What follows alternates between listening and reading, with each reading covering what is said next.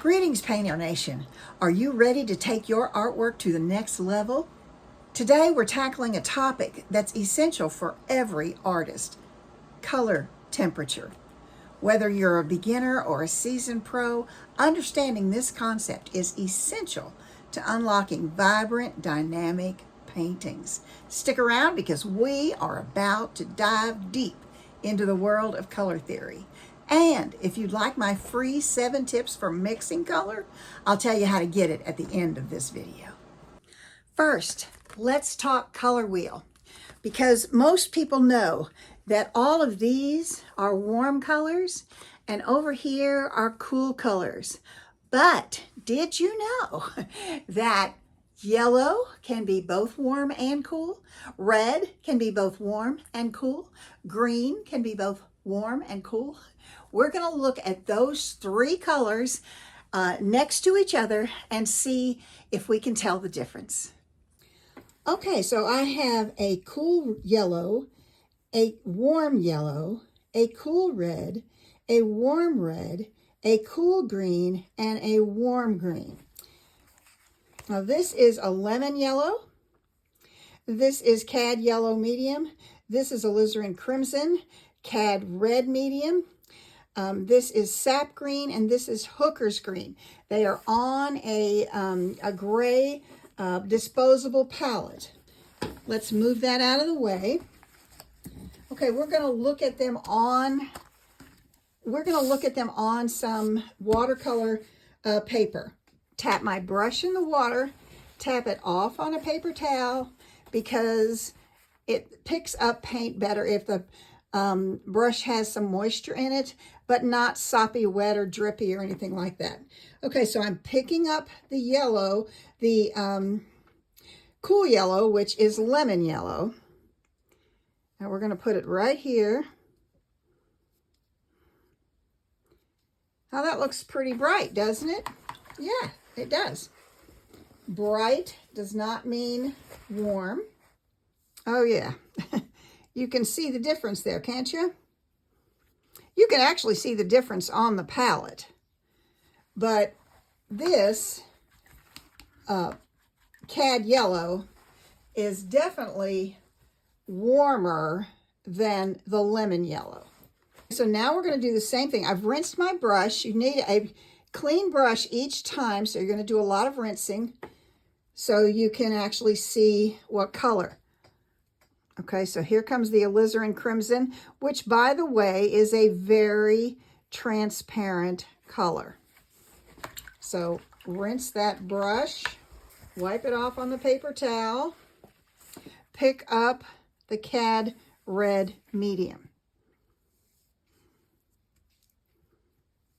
Okay, so there we are with a warm red and a cool red. Rinse the brush, pick up the cool green,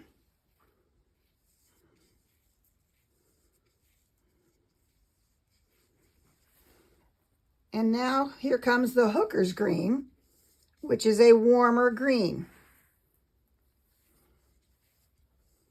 There we go. Okay, so you can see that we have cool, cool, and cool right there. Now, what I would recommend doing is if you do something like this, that you mark, okay, this is a lemon yellow, and it's cool. And I would do that for all of my colors, so if I came back at a later time, I would know what I was working with. Now, on the color wheel, you have a red, and its opposite is green. So that's its complement. It works that way on any color. On purple, its complement is yellow. On blue, its complement is orange. On, let's see, here's a blue-green. Okay, here's a blue-green. Its complement is a red-orange. So what does that mean? Well, let's look. When you put let's put two warms together. So this is a warm green. Let's take a warm red, because they're opposites, and put them right next to each other.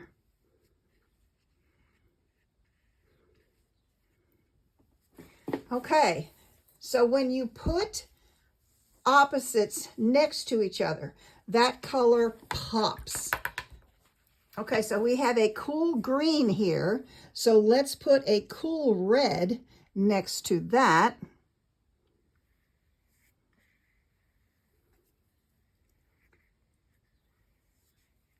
So these colors pop when they're next to each other.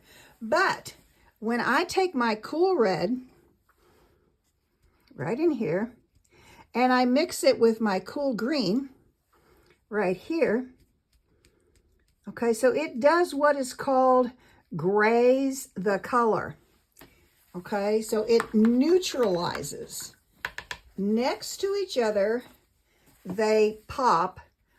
Mixed together, it neutralizes. So let's take the warm green and mix it with the warm red.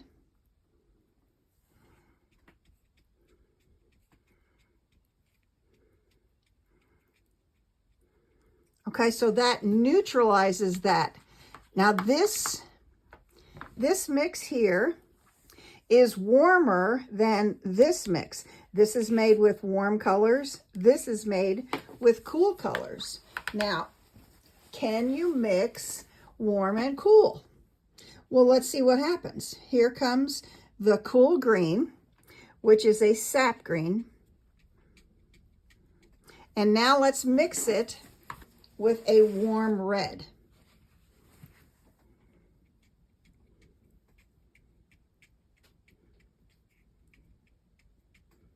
Okay, I'm gonna throw in a little more of the cool green.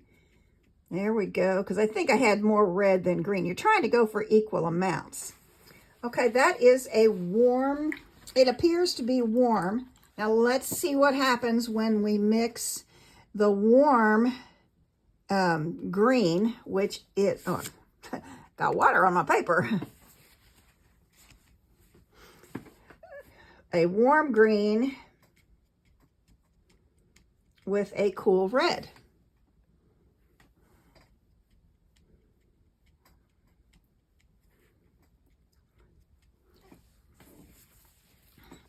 Again, you want to give yourself clues.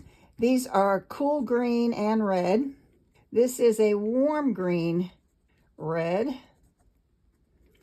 This was a warm green, cool red. And this was a cool green. Okay, so what did we learn from all of this? Well, we learned that there is more than one temperature of almost every color out there. And so you have to determine, what temperature do I need? Now, there are some basic rules to create depth, and there are, if it's in the background, it needs to be cooler and duller and with less detail. So conversely, as it comes forward, your painting has to be warmer, it has to be brighter, and it has to have more detail. So you need to know, okay, so I'm going to be painting something red, but the red that's in the background is not going to be as warm as the red in the foreground.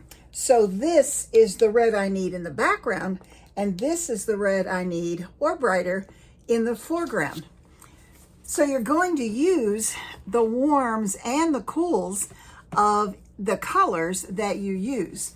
Now, I recommend that you take all of your paint that you're going to be painting with, look at it all, and do something similar to this, so you will know what is warm, what is cool. Yes, some of that is judgment, and that's fine. But there are other things that will give you definite clues. So when you look at these two yellows, this one is cooler. It's just not nearly as warm as this one. And on the reds, this is easy to see. that this is the warmest red. This is the cooler red. And on the greens, this is the warm, this is the cool. Now, as far as mixing them together, what we learned was you mix complements, put them side by side, and the colors pop on the painting. Now, you're not going to want to do that throughout the entire painting, but for your focal point, if you really want people to look there, you need to try to figure out what's the complements and how can I get them next to each other. That'll make the colors pop. Now, if that's not possible, that's fine, but you want to see if it is possible. Then on your shadows, we get over into this. When you mix the complements together, then they do what's called grays the color. It doesn't necessarily make gray, although blue and orange together do make gray, but it dulls the color. So let's say you're painting a tree. You have the tree here, the light is coming from this side, and it's shooting a shadow over this way. And you've got grass all the way on the bottom under the tree. You're not going to add black or gray to get that shadow. You're going to add red. And if it's red, if it's a warm green, you're going to add probably a warm red. If it's a cool green, you're going to add probably a cool green, a cool red. But you can, as you see here, you can absolutely mix the warm and the cool colors together, and you're going to get an interesting look. A great color. So I don't know that I would worry so much about, am I mixing a cool and a warm? I wouldn't worry about that, okay? I would mix the complements to get the gray. And so you can do that with anything. If you're mixing, let's say you have a purple ball, okay? The light's coming from here. You want a shadow underneath and over here for the ball. The ball is purple. So you're going to add its complement, which is yellow. And so the side of the ball over here that gets less light, you're going to put some of that there. And then you're going to put a lot more underneath the ball for the shadow. And so you can make your shadow as light or as dark as you need. You can add some white to that shadow color and make it lighter. If your shadow that you're looking at or that you're seeing in your photo reference is not real dark, then you want to lighten that shadow up. But you do that, sometimes you might be adding some yellow to it to lighten it up. But probably more often than not, particularly as a beginner, you're going to add a little white, and that's going to lighten that shadow up. Now, the only time that would be different is if you are painting the ball or a cup or anything that's sitting on something, because if it's sitting on something, there's an immediate dark shadow right underneath it where it's actually making contact with the table or whatever it is beneath it. And then the shadow that it's casting, it could be lighter. So you just want to remember that underneath the item, you want a dark shadow, and then it can fade out to a much lighter shadow. So we have learned a ton today about warm and cool colors and how to use them. So I hope this has been helpful. And if it has, I have a free download that you can get. I will put a link in the description. It's 7 tips for mixing acrylic paint. And I have these tips from years of teaching beginners and problems that they have and how I can help straighten those problems out. So thank you so much for being here. I hope you've had a wonderful day. Let's paint together soon.